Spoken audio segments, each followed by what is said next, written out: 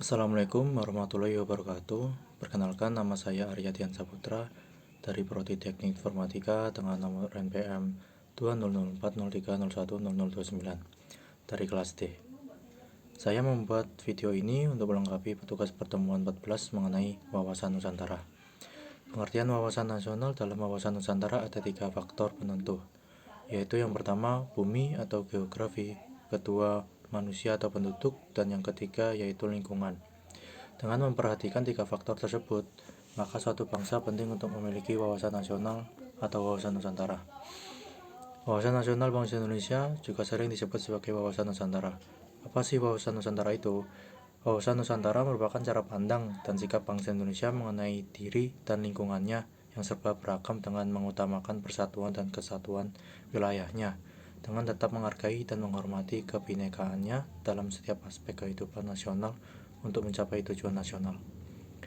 Secara historis dan yuridis, wawasan Nusantara sebagai wawasan wilayah yaitu yang pertama, Deklarasi Juanda yang diselenggarakan pada tanggal 13 Desember tahun 1957 dan yang dikukuhkan dengan Undang-Undang Nomor 4 PRP tahun 1960.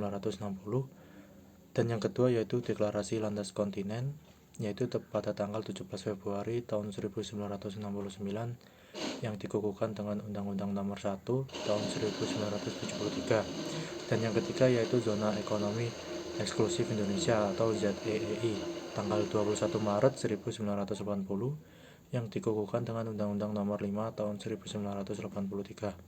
Dalam TAP MPR tentang GAPN, wawasan Nusantara dirumuskan sebagai konsepsi: yang pertama kesatuan politik, yang kedua kesatuan sosial budaya, dan yang ketiga kesatuan ekonomi, serta yang keempat yaitu kesatuan hankam.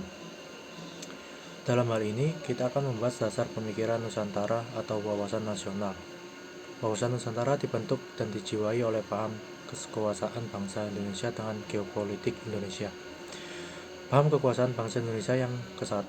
Wawasan Nusantara tidak mengedepankan ajaran teori tentang kekuasaan dan adu kekuatan, karena hal tersebut mengandung persengketaan dan ekspansionisme.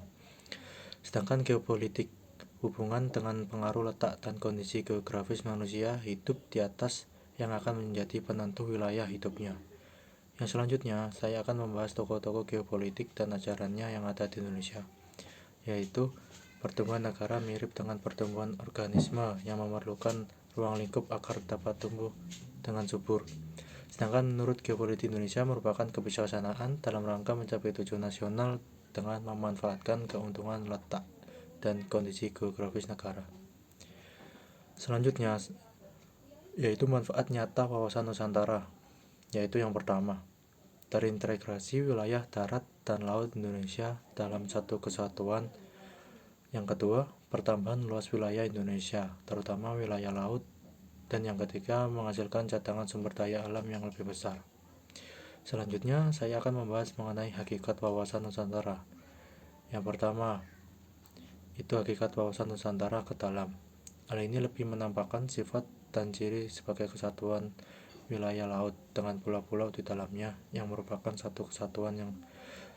Yang kedua, yaitu keluar Nusantara yang terletak di antara 2 samudra dan 2 benua pada posisi silang yang sangat strategis. Dan yang ketiga, yaitu esensi wawasan Nusantara adalah cara memandang Indonesia yang majemuk, yaitu Bhinneka Tunggal Ika. Sekian penjelasan saya mengenai materi wawasan Nusantara.